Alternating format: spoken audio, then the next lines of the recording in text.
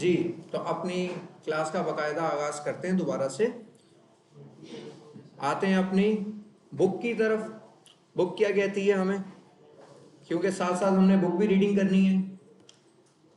उसके अंदर देखते हुए चलेंगे कि क्या क्या इंस्ट्रक्शंस हमें बुक में अंदर मिल रही हैं।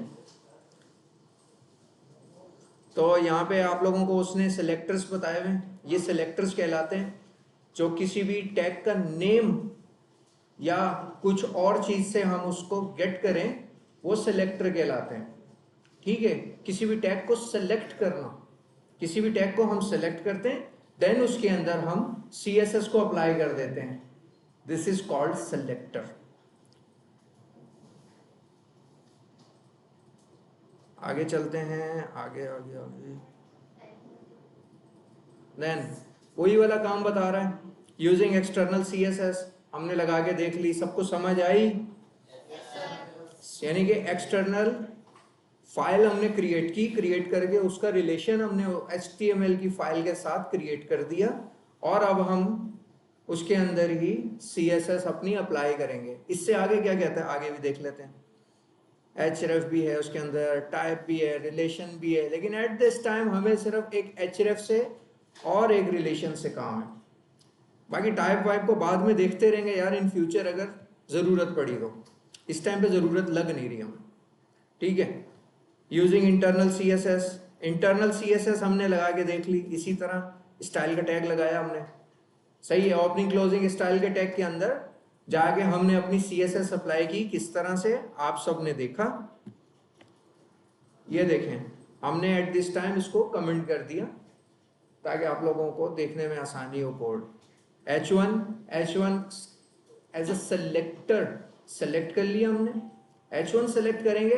H1 सेलेक्ट करने का मतलब ये है कि इस कोड के अंदर जितने भी H1 मौजूद होंगे उन तमाम टैग्स पे ये प्रॉपर्टी लगा देगा। इस प्रॉपर्टी को वहां पे अप्लाई कर देगा। जो कुछ यहाँ पे इस प्रॉपर्टी के अंदर हो रहा है कि बैकग्राउंड कलर रेड, अब मिसाल के तौर पे यहाँ पे मेरे पास 10 H1 होते तो तमाम H1 के ऊपर ये अप्लाई कर देता और तमाम के तमाम का बैकग्राउंड कलर रेड हो जाना था। इसी तरह आप सेलेक्टर P को भी सेलेक्ट कर सकते हैं। A फॉर एंकर, एंकर को भी अप्लाई कर सकते हैं। ठीक है, और कोई जितने भी टैग्स होते हैं, IMG का होता है, एम्फेसाइज, EM, आई का टैग हो गया, और जितने भी B होंगे, B फॉर बोल्ड, जितने भी B हैं हमारे पास उन तमाम को हम यहाँ पे सेलेक्ट कर सकते हैं कि एक ही मर्तबा सेलेक्ट करके जितने भी B होंगे उन तमाम का कलर चेंज हो जाएगा, या कुछ और प्रॉपर्टीज या कुछ और हमने CSS अप्लाई करनी होगी तो वो भी इसी तरह से सेलेक्टर से उसको सेलेक्ट करेंगे। सेलेक्ट करने के बाद उसके ऊपर स्टाइल को अप्लाई कर देंगे। यहां तक सबको क्लियर है? एक एक स्टेप में आपको चढ़ना सिखाऊंगा, बाकी की सीढ़ियां आपने खुद चढ़नी है इंशाल्लाह। ठीक है, अब यहाँ पे आ जाते हैं अपनी style.css के अंदर। style.css के अंदर आके अब अपनी बुक के अंदर देखते हैं कि आगे क्या कह रहा है।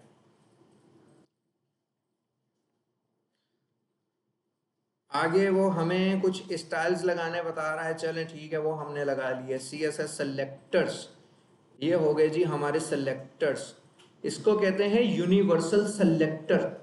यूनिवर्सल सेलेक्टर, यूनिवर्स किसे कहते हैं ये बताएं? कायनात को। ठीक है, अब इसके अंदर ये यूनिवर्स किसको समझ रहा है? ऑल ओवर HTML, यानी कि जो हमारी HTML की मेन फाइल है ना, उसके अंदर जितनी भी चीजें मौजूद है ना, वो एक यूनिवर्स के अंदर इस वक्त कैद है।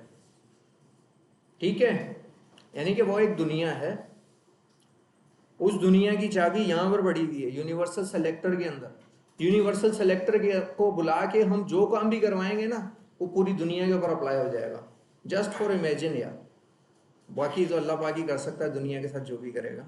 At this time just for imagine आप लोगों को समझाने के लिए बता रहा हूँ। देन अपने कोड एडिटर के अंदर आते हैं। कोड एडिटर में आके लिखते क्या हैं, ये एक H1 लगा हुआ है, एक हमारे पास P का टैग लगा हुआ है, तो Ctrl+S then style dot C S S, style dot C S S में आके क्या लगाना है हमने, यूनिवर्सल सेलेक्टर। यूनिवर्सल सेलेक्टर किसको कहते हैं, स्टैरिक को, ये है, इसको स्टार बोल रहे हैं आप लोग, स्टैरिक बोल रहे हैं, वैसे कोडिंग की लैंग्वेज में हम लोग इसको स्टैरिक कहते हैं, ठीक है।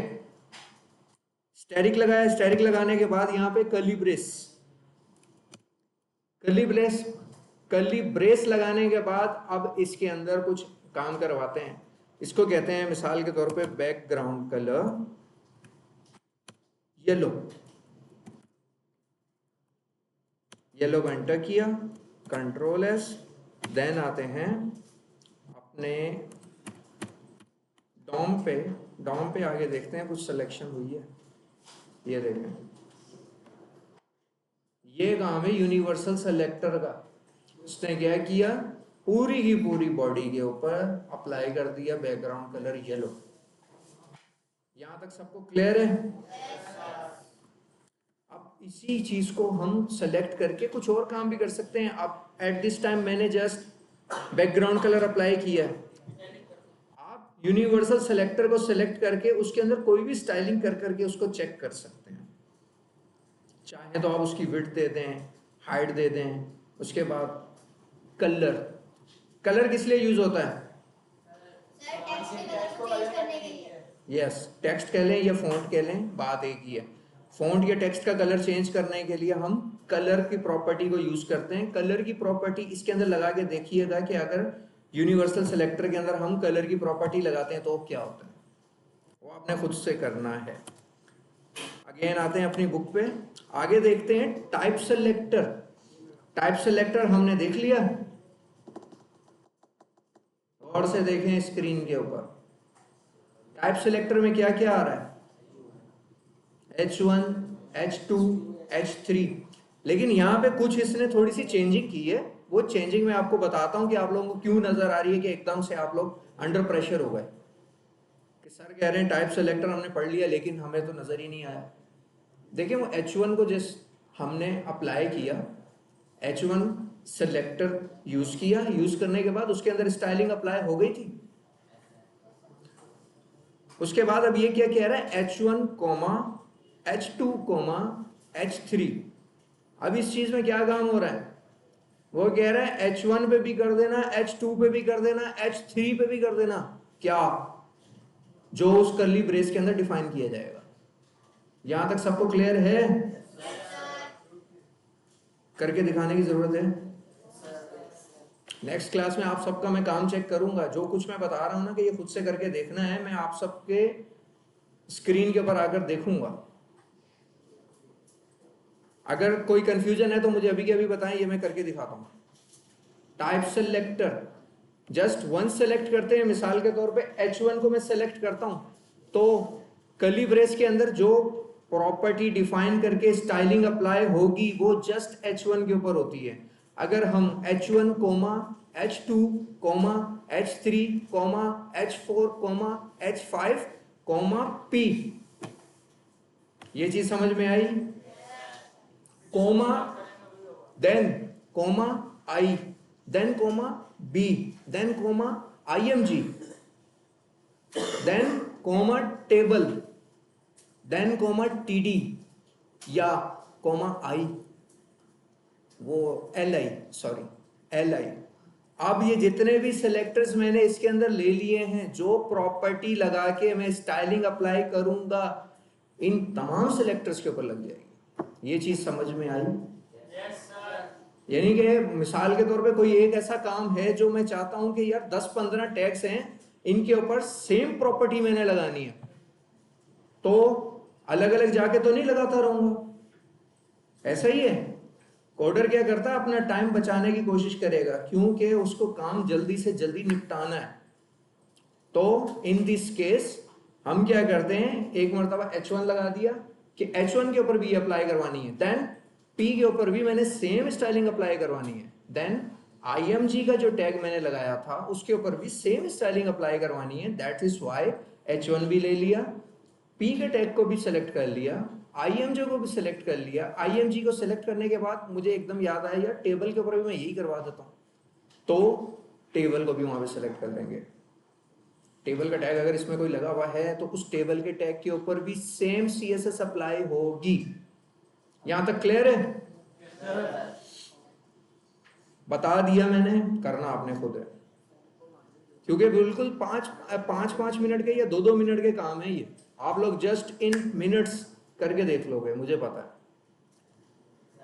यस, अगर दो H1 लगे, एक में लगाना है, एक में नहीं लगाना हैं? दो H1 मैंने इंडेक्स हाँ, उसका इलाज आगे करते हैं, उसका भी इलाज है हमारे पास। आगे देखें, क्लास सेलेक्टर कह रहा है कि इसके अंदर कुछ क्लास सेलेक्टर भी होते हैं। क्लास सेलेक्टर को सेलेक्ट करने का तरीका होता है डॉट से, ठीक है। अब इसको हम अप्लाई करके देखते हैं कि क्लास सेलेक्टर कैसे यूज कर सकते हैं हम। मिसाल के तौर पे यहां पे एक P1 और ले लेते हैं, सॉरी P1 तो होता ही नहीं है यार, तुम लोग बताते भी नहीं हो। Only P, lorem Epson shift alt F, shift alt F लगाने के बाद हम क्या करते हैं, H1 के अंदर आके ये लिखते हैं।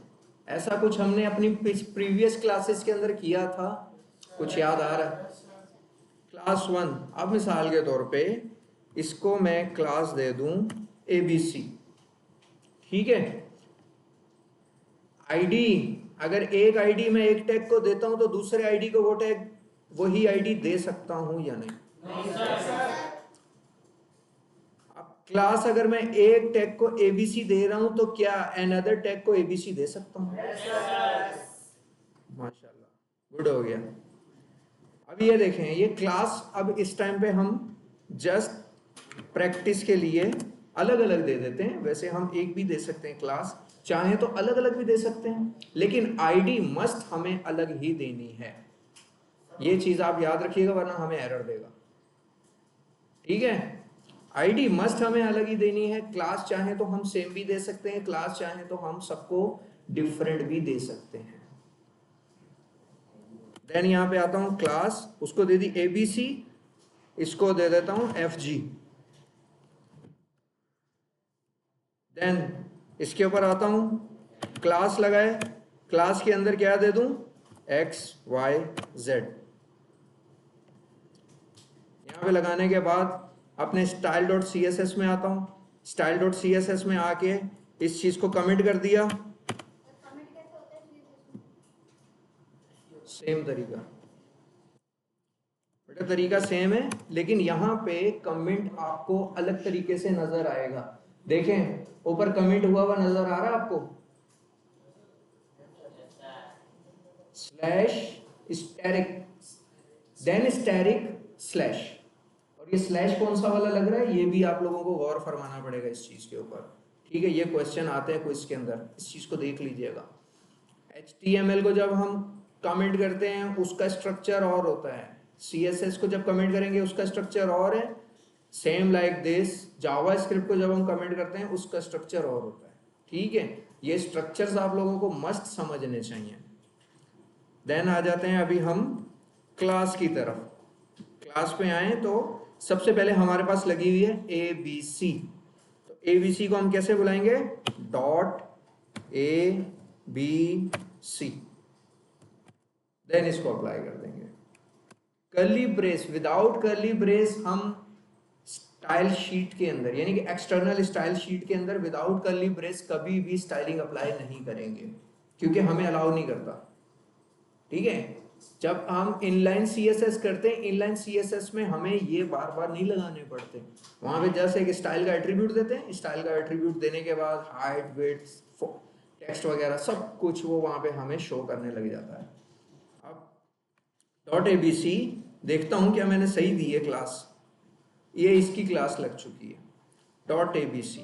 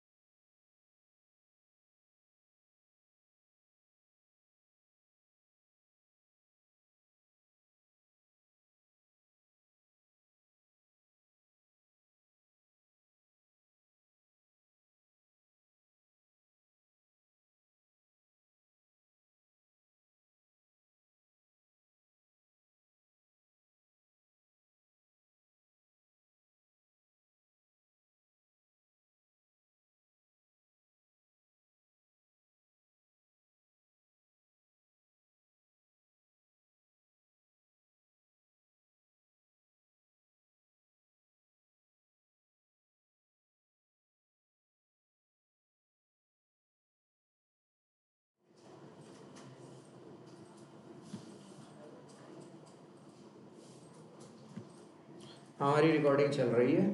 देन हम स्टार्ट करते हैं। कहाँ पर बात कर रहे थे हम? Style dot C S S में हमने डॉट ए बी सी लगाया। डॉट ए बी सी लगाने के बाद इसको क्या कहना चाहता हूँ कि इसका कलर क्या कर दो? ब्लू। कंट्रोल एस, यहाँ पे आए ऑलरेडी। देन अपने कोड डॉम के ऊपर आते हैं। डॉम के ऊपर आके देखा H1 का उसने कलर चेंज कर दिया। किसी को कोई कंफ्यूजन?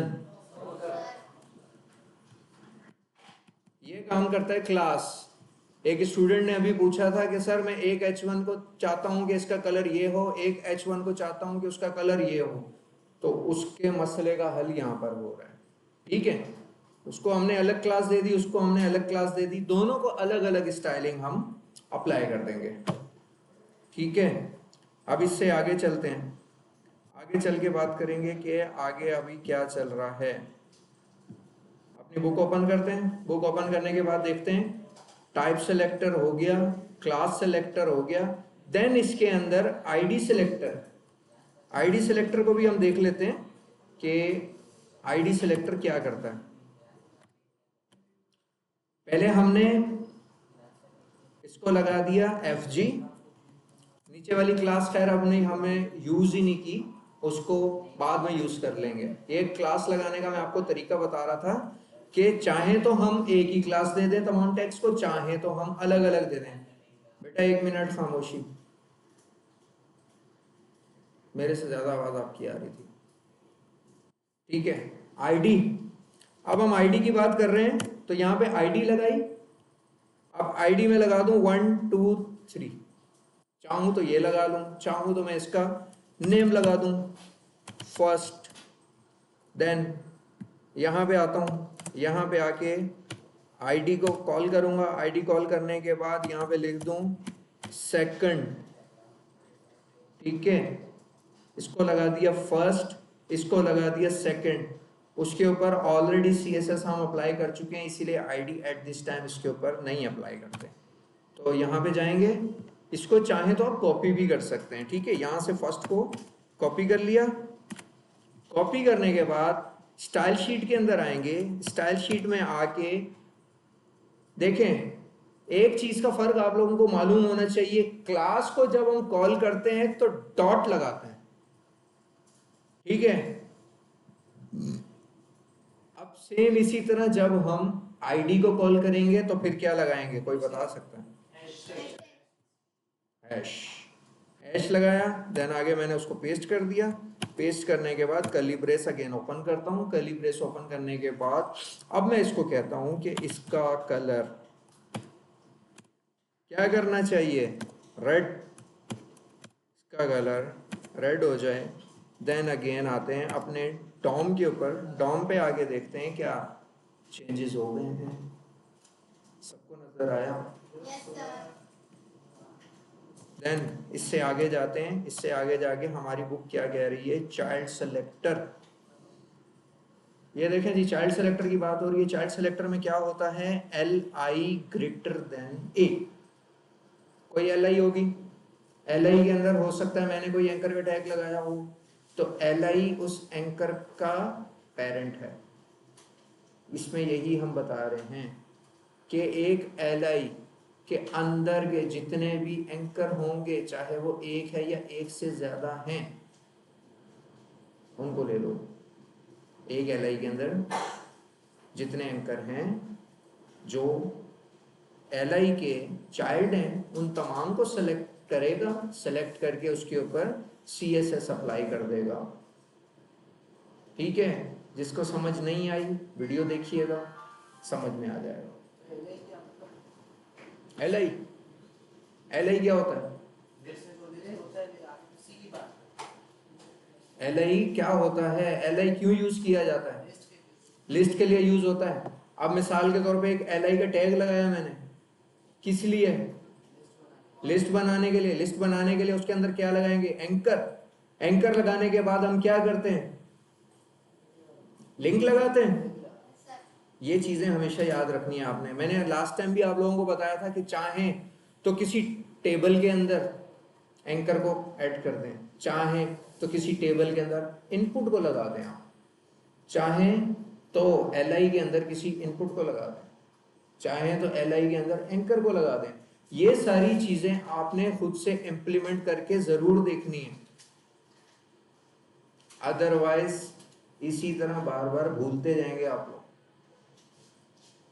सही है बॉयज, समझ में आई? एक एलआई है, एलआई के अंदर जो एंकर का टैग है, लगा के देख लेते हैं यार, आप लोगों को ज्यादा ही मसला हो रहा है।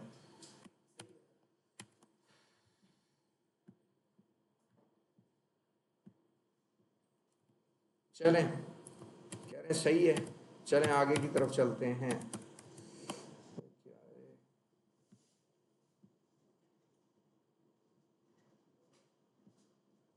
बुक में आगे क्या कह रहा है, ये वो वाले टैग्स हैं जो एक एक मिनट के अंदर आप लोगों को समझ आने वाले हैं। ठीक है, ये वो वाले सेलेक्टर्स हैं जो एक एक मिनट के अंदर आप लोगों को समझ आ जाएगा जब आप लोग खुद से करोगे। एक पे हुआ, दो पे हुआ, तीन पे हुआ करके इसको इम्प्लीमेंट देखना है। इसीलिए कहता हूँ आप लोग बुक को जरूर पढ़ा करें, बुक के अंदर सारी डिटेल मौजूद है।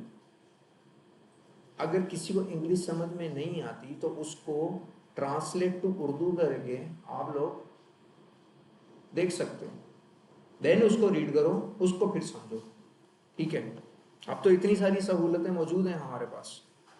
डिसेंडेंट सेलेक्टर, डिसेंडेंट सेलेक्टर क्या कहता है? Target any element that seat inside a p element, same even there are other element nested between them। ये भी यही कह रहा है, target any a element that sit inside a p। ये भी वही बात हो रही है कि उस टारगेट को सेलेक्ट करेंगे जो p का डायरेक्ट चाइल्ड होगा।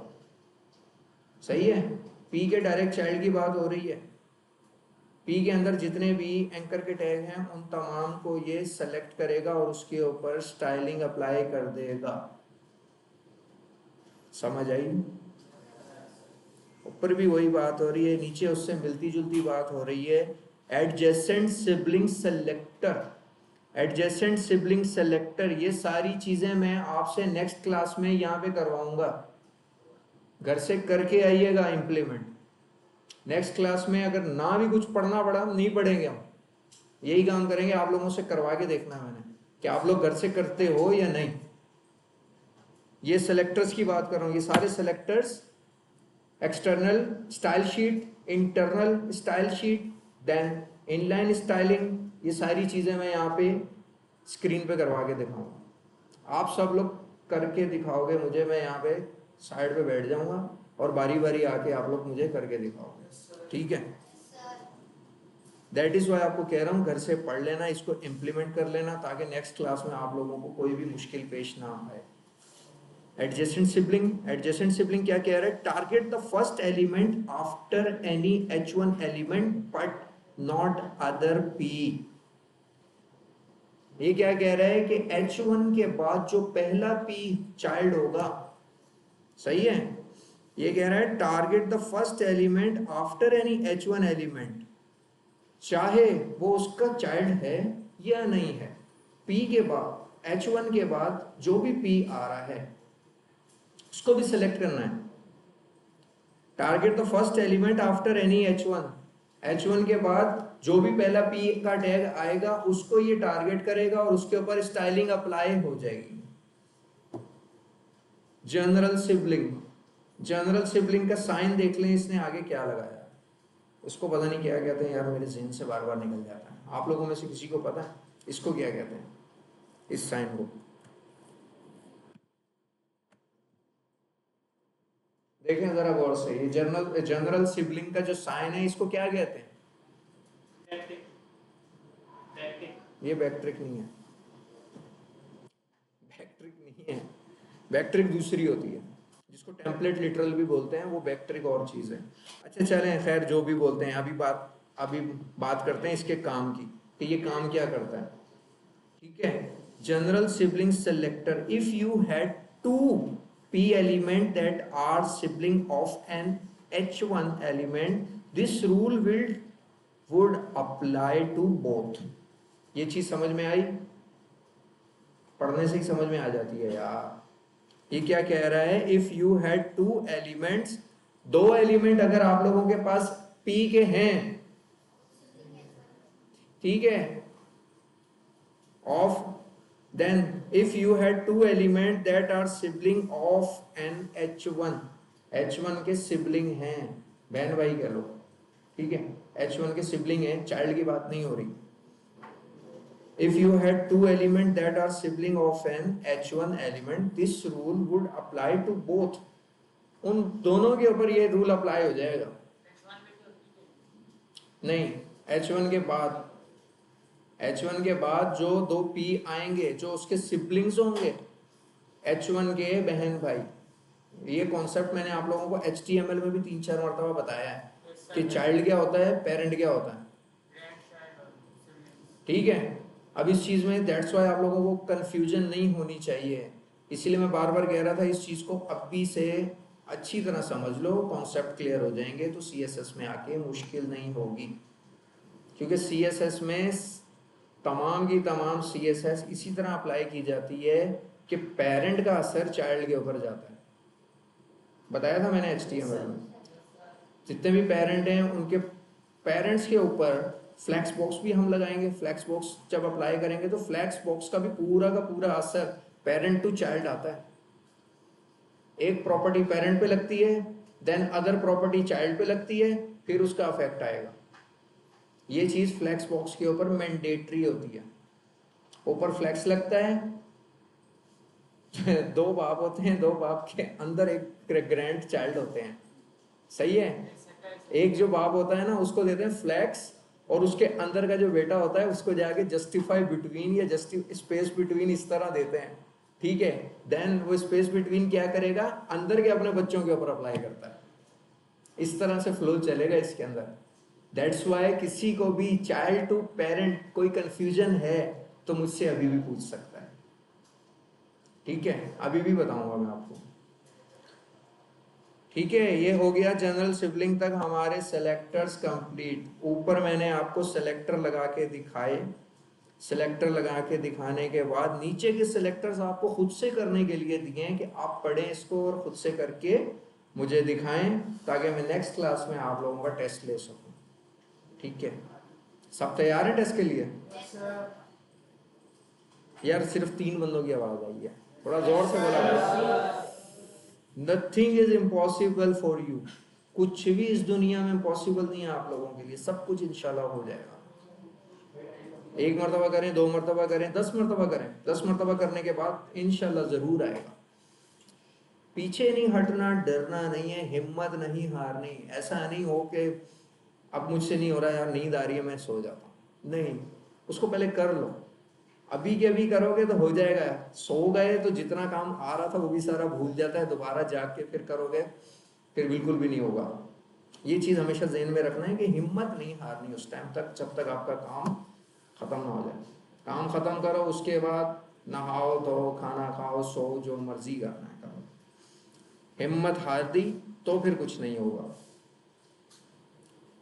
48 यार हमारा टाइम भी खत्म होने वाला है क्लास का, जल्दी जल्दी थोड़ा सा आगे को जाते हैं। ये सारे सेलेक्टर्स की बात ही हो रही है यहाँ पे। इसने यहाँ पे फॉन्ट फैमिली हम अगले चैप्टर के अंदर पढ़ेंगे कि फॉन्ट फैमिली क्या होती है। देन आगे देखें इनहेरिटेंस। इनहेरिटेंस को आप लोग पढ़िएगा, पढ़ने के बाद फिर मैं आपको करवाऊंगा इनहेरिटेंस। इसीलिए रोज रोज आपको पढ़ने के लिए मैं देता रहता हूँ कि सारा काम एक साथ आपके पास इकट्ठा ना हो पढ़ने वाला। ऐसा ना हो कि 10 के 10 चैप्टर आपने अभी पढ़ने हैं, फिर कुछ भी नहीं पढ़ा जाएगा।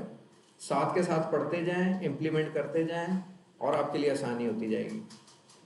इनहेरिटेंस पढ़ के आइएगा। इनहेरिट क्या होता है, एक छोटी सी मैं आप लोगों को एक्सप्लेनेशन दे देता हूँ। If you specify the font family of colour property on the body element, they will apply the most child element. This is because the value of the font family property is inherited by child element. This is because the value of font family property is inherit करता है।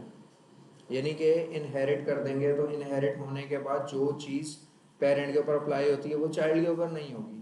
इस तरह की कुछ कहानी होती है इसके अंदर, ठीक है। किसी के ऊपर हम इनहेरिट की प्रॉपर्टी, एक एट्रीब्यूट कह लें या प्रॉपर्टी कह लें इसको, क्योंकि CSS में प्रॉपर्टी ही कहा जाता है, एट्रीब्यूट नहीं कहा जाएगा। तो अगर हम इसको प्रॉपर्टी इनहेरिट की लगा देंगे, इनहेरिट लगाने के बाद वो इनहेरिट हो जाता है उस पेरेंट की मेन प्रॉपर्टी से। ये करके भी देखना, बड़ा इजी काम है यार, बड़ा मजा आएगा करने का। मेरे ख्याल में जितना ये काम मैं आप लोगों को बताया जा रहा हूँ ना, 1 घंटे के अंदर सारा कंप्लीट कर लोगे आप लोग जब करने बैठोगे। ये फॉन्ट फैमिली लग रही है, फॉन्ट फैमिली लगने के बाद डॉट पेज के ऊपर उसने ये डॉट पेज की क्लास उठाई, डॉट पेज नीचे होगा, यानी कि बॉडी के ऊपर फॉन्ट फैमिली अप्लाई कर रहा है। बॉडी के ऊपर फॉन्ट फैमिली अप्लाई करने के बाद उसका कोई नीचे का टैग है जिसके ऊपर वो डॉट पेज की क्लास को बुला रहा है। डॉट पेज की क्लास को बुला के उसके अंदर वो अलग स्टाइलिंग दे रहा है।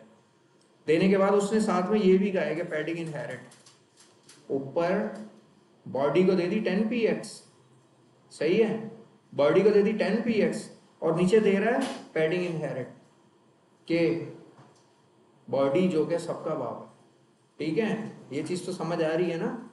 बॉडी के ऊपर कोई भी चीज अप्लाई करें वो पूरे के पूरे कोड के ऊपर अप्लाई हो जाती है।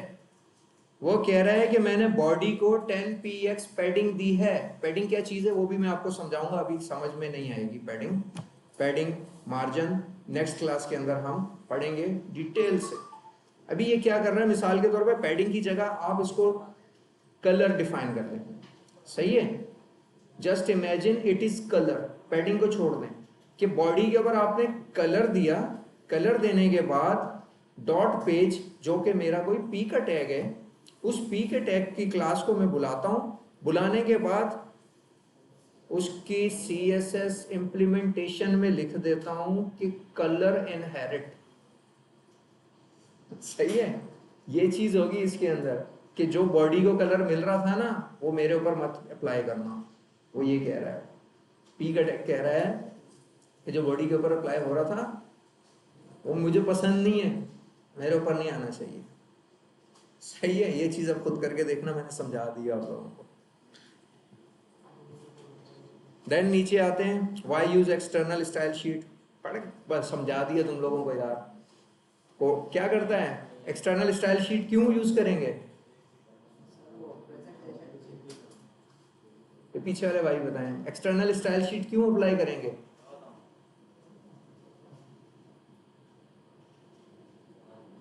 पता नहीं, आप बताएं एक्सटर्नल स्टाइल शीट क्यों लगाएंगे।